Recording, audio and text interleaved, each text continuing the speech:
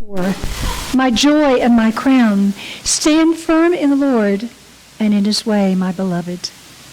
Rejoice in the Lord always. And again I say, rejoice. Let your gentleness be known to everyone. The Lord is near. Do not worry about anything, but in everything by prayer and supplication with thanksgiving, let your requests be made known to God. And the peace of God, which surpasses all understanding, will guard your hearts and minds in Christ Jesus. Finally, beloved, whatever is true, whatever is honorable, whatever is just, whatever is pure, whatever is pleasing, whatever is commendable, if there is any excellence, if there is anything worthy of praise, think about these things. Keep on doing these things that you have learned and received and heard and seen in me, and the God of peace will be with you.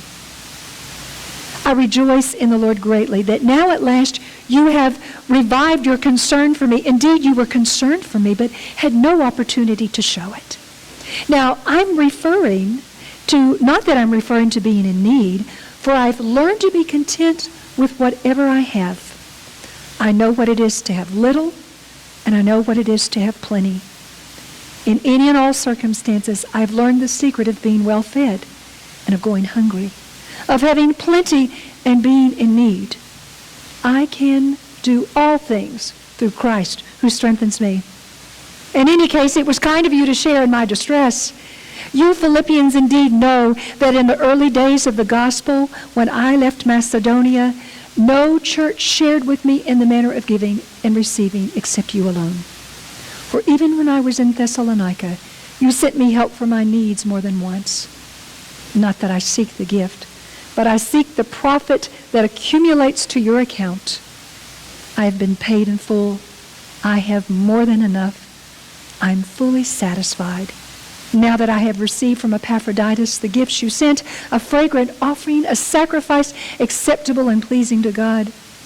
And my God will fully satisfy every need of yours according to his riches and glory in Christ Jesus. To our God and Father be glory forever and ever. Amen. I have a confession to make to you, and I know firsthand that confession is good for the soul. I am an HGTV junkie. There, I've said it. I am. It feels good to finally admit it to somebody, but for those of you who know me well, you already know that about me. I've told you that on any given night, I could be sitting in my living room with Gary, and I am helping the property brothers close a deal and renovate a house. But not only that, now, Chip and Joanna have especially needed my help of late with the fixer-upper projects that they've been into. They've got a lot of work to do, and they need somebody to supervise the projects, and I do it right well from the parsonage couch. I do. If I were a professional sloth, if I were, not that I am, there's no doubt that among my chief things that I'd be doing with my time would be holding up on that Goodwill secondhand chaise lounge that sits in my parsonage living room with the remote in one hand and a cup of coffee in the other, and I would be watching just about anything that appears on the HGTV lineup because I've never met much on that network that I don't like. I mean, who doesn't want a lovelier home and garden? Who doesn't want to be inspired by all of those creative minds that can make their gardens sing and make their houses look fit for a king? And I don't know about you, but if you've priced any do-it-yourselfers, you might as well do it yourself, right? And this channel will teach you how. Now, I don't know if it's a good thing or not, but I have to confess that I've reeled Gary in. He's an HGTV junkie too. And on any given night, maybe even Friday, we're helping build houses. I mean, we're real party animals. Friday night, there we are, supervising HGTV. Well, one of the latest things that's come out on HGTV is all the rage. It's a trend in the U.S. housing market, albeit a small one, so to speak, drawn to the prospect of financial debt-free living and a radically simpler lifestyle and having one's footprint be less noticeable, being more green and having more time and money to be creative and do things for ourselves and our family. Some people have decided to move down from what was in 2015, as you heard me say a couple of weeks ago, a home that now is about 2,500 square feet or 2,600 square feet, the average home. Back in the 1973, the average home was 1,660 square feet, up to about 2,600. Now to this whole movement of moving into a household that's probably some 300 square feet or maybe 600 square feet. Yes, you know that new HGTV show. What is it? Tiny Nation. Tiny Nation, the tiny house movement. And there are house professionals that are into renovating, and we get in the car with them and we travel across the nation, and we see all manner of people that are living in tiny spaces. We just can't imagine how they're doing it. And we get to witness firsthand their creativity. According to a CNN article from 2013, for most Americans, 1/3 to 1/2 of their income is dedicated to putting a roof over their heads. Now think about your own budget. Is that true? This translates to about 15 years of working over one's lifetime just to pay for the mortgage. And because of it, some 76% of Americans are living paycheck to paycheck. So it makes sense to look at something that's a little bit more practical, huh? In the river, I showed a number of pictures of tiny homes, but my favorite was one that floats down the Thames River. It's a floating home, and you could rent it through Airbnb, if you know anything about that travel resource. You could rent it, and the front yard and the wisteria and the dog to go along with it. What about that? And Jesus said, take care. Be on guard against all kinds of greed, for one's life does not consist in the abundance of things. So whether you're a tiny house addict or not, or whether you're more minimalist in your lifestyle, or whether you've secretly got 2 or 3 storage units that you're still filling up by the week, whatever category you fit in, we all know intuitively the truth of Christ's words, that one's life does not consist in the abundance of possessions. But you know, all around us, society doesn't tell us that. Society seems to suggest that the one who dies with the most toys wins. That the more you have, the better you look, and certainly the more prestigious you must be. At least that's what your friends and neighbors will think. Shucks, the whole advertising industry is built on the fact that you and I are suckers, and that we think that everything out there that's advertised we need, that we're not enough, we're not good enough, we're not fancy enough, we're not fashionable enough. I mean, look at you. Look at me. We're surely not enough. Look at you. Look at me. We're aging. We're not as sharp or quick as we used to be, are we? Those stairs they're not as easy to climb. I think somebody's added a couple of extras, I'm sure of it. We're wrinkled and we're tired, and everything pulsates and aches within us, and there's an elixir and a cream for you. Yes, there is. You just slap it on, and the commercials will say, that sagging skin on your arms, ladies, gone it is overnight. That chicken neck, oh my goodness, it's all there for your taking. And then we have sometimes the same kind of attitude about our house and our cars and our furniture and our golf clubs and our fishing poles and our Pyrex dishes, and careful, lawnmowers, and our garden tools. While they're slapped, worn out, they're passé. We need the newest things on the market. How do you expect me to get out there and trowel in the weeds unless I've got the latest, shiniest, or play on the course? And then our jobs. There's plenty of better ones out there. I'm sure there's somebody else who could appreciate us more than the current employer, right? And on any given day, that might just apply to your family too. They don't do what you want. Just trade them in for a new model. Something better than that you've got. Why can't you act like the kid down the street? Have you ever said that to your child? Oh, my goodness. They wonder why you can't act as parent like their friend's parent. Will we ever have enough? Or will our hearts always be restless for more? St. Augustine, who was one of our earliest church saints in the 3rd century, understood it even then. You know the line that he said, our human tendency is to gorge and graze ourselves on everything around us that looks good. He said this about the human spirit. Thou hast made us for thyself, O God. And our hearts are restless until they find rest in thee. Oh, and we'll try to satisfy those longings with all kinds of stuff, with jobs and sex and money and relationships and power. Doesn't fully satisfy. Wears out, runs out. Doesn't satisfy because I think we were wired for God. We were wired for God.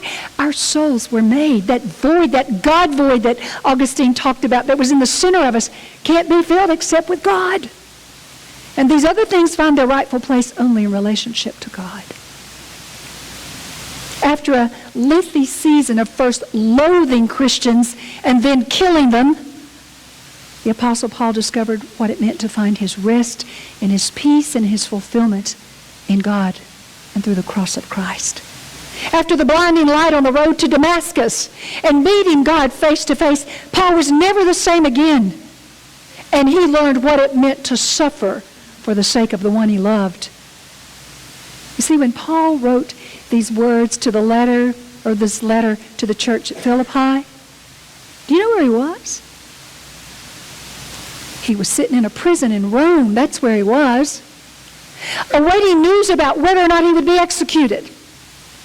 Now, you think you've got problems. But in the midst of it, he wrote what we consider to be his most joyful letter. Full of joy and rejoicing throughout, his circumstances notwithstanding. He says, I've learned to be content with whatever I have. I know what it is to have little and to have plenty. I've learned the secret of being well-fed and being hungry, of having plenty and being in need. And then he tops it off with this zinger. I can do all things through Christ who strengthens me. So that's the secret to contentment, huh? It doesn't matter what circumstances are going on around you. It doesn't matter what you have or what you don't have, or how the world measures what success looks like or doesn't.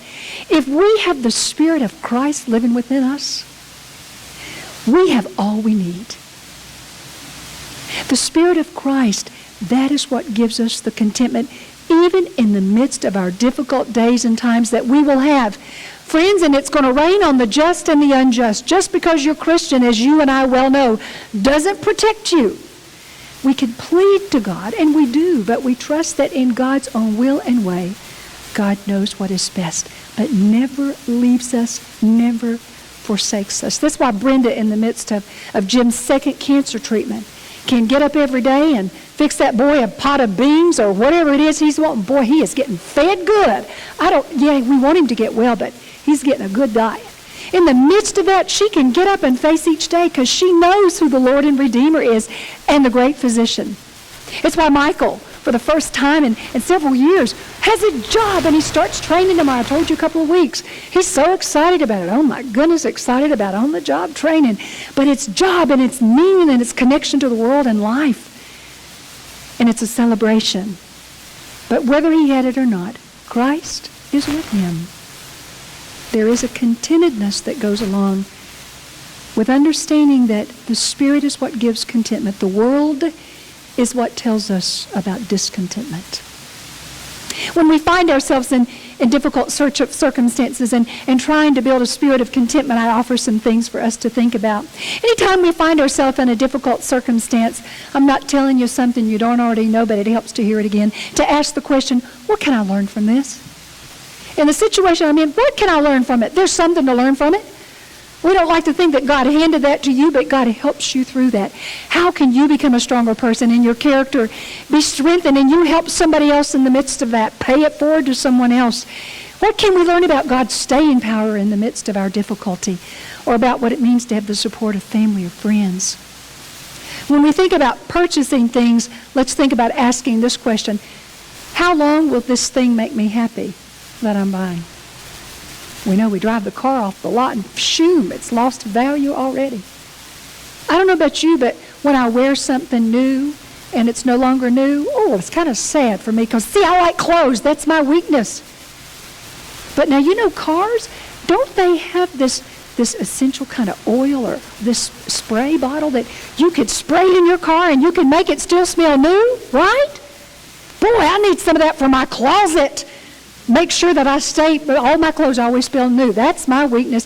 What's yours? If you took that new spray bottle, what would you have to be spraying in your house? Now, come on, we've all got something. What would it be? What part of the house would you be spraying up a storm? Do we need everything we think we need? Develop a grateful heart is something else to think of. Recognizing that all that we have is a gift from God, and we're meant to steward it, to love it, to give it back to God. Lastly, I want to leave you with 9 very quick steps towards living with more contentment, and it's all about learning to live more simply. Not letting ourselves be surrounded by so many things or sometimes so many people who distract and get us off balance. And I don't know about you, but in my day, and I still struggle with that, a full calendar is impressive. It makes you look important. That's ridiculous, folks. It burns you out and doesn't make you suitable for anything. Learn how to say no to some things. Let your yes be yes and your no be no. Don't worry about impressing people. If you don't want to do it, don't do it. Find something else that you could do. But don't say yes to everything that comes along. If you and I were told that we had to move to a tiny house tomorrow and it was going to be 400 square feet. No, not tomorrow, in February. What would you get rid of and what would you keep? What would you give away and bless somebody with? You ever thought about that? Maybe we should think about that. Start making a list. If stuff starts going out the door and you all have not agreed on it, watch out. The old preacher, blame it on the preacher. Set a goal to reduce consumption. Live below our means. Go green. Recycle as much as you can. Take your canvas bags to the grocery store, and for Pete's sake, get them out of the trunk. Don't get inside and go, oh, shoot, I forgot. I do that all the time. Stick them in your purse, or I don't know, guys, where you'll put them, but do something to help remember them. If you're going to buy a new car, look at improving your fuel economy. Turn our thermostats down as low as we can. The parsonage gas logs haven't worked for a year. My goodness, Doug Taylor came over this week and put some new batteries in and turned it right on. He did. Now it's working. Oh, gosh. Let me tell you, I'm going to be using those gas logs more, but I got to watch that gas. That could be expensive, too. Before making a purchase, ask yourself, do I really need this? And if I do, why do I need it? Why do I need it? Is it a need? Is it self-esteem? Or is it something else? Try the 24-hour or the 48-hour rule. If after 24 or 48 hours you've maybe gotten over it, maybe you don't need it, maybe I don't need it. Rent something if you can before buying it. If you think you like a certain car, you're not sure about it, maybe you need to go out to Enterprise Rent-A-Car and just rent one. See what it's like before you slap that money down. Learn how to borrow things from people. Do you and your neighbor each have to have a turkey basting pan and 5 platters, and each of you need to have a full set of James Patterson books and all of these Xbox? What? Borrow things from it. Barter. Lend things out. Nothing wrong with that, except maybe your pride get hurt. Get over it. Save your pocketbook. Use something up before you buy something new. I'm not sure I like that one. That one I took from somebody else. But you know, sometimes we can develop our own little department store in our closets, in our rooms. You know, we for a rainy day, we might need it. We don't want to run out to Walgreens and resupply it. I have a friend that does have a department store in her home. It's hard to get around it. Buy things for their quality. I'm great friends with the shoe doctor. I've got favorite shoes that I just keep taking to him, and he just keeps resoling. Mend your clothes, consign them. Now, I don't know if you have a membership at the Y. Maybe some of you give a donation every year to the Y and you just don't show up. Maybe you try a month's free membership or a month's membership before you plot down the money. Develop a habit of giving things away. Deaccumulate. If you find yourself being really attached to one possession in particular, try giving it away.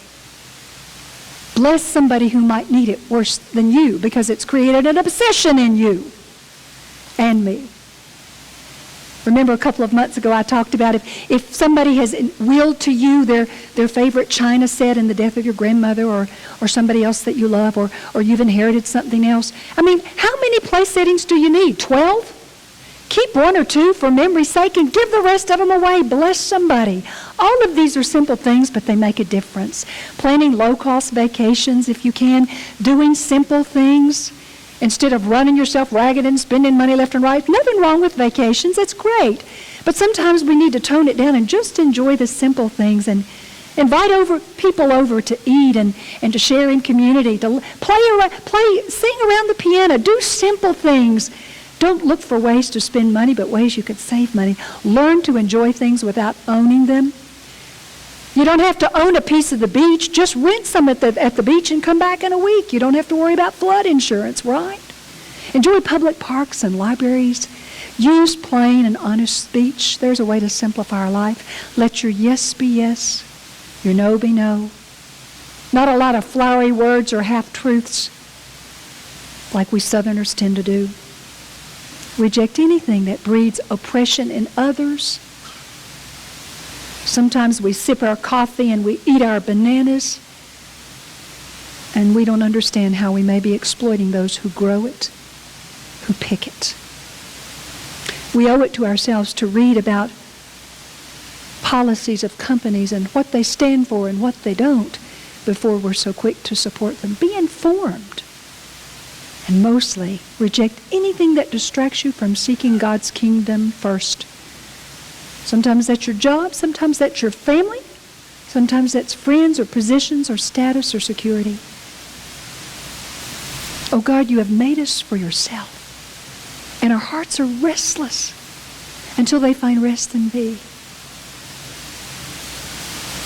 And Jesus said to us that the greatest commandments are these 2. Love the Lord your God with all your heart and with all your soul and with all your might, and love your neighbor as yourself.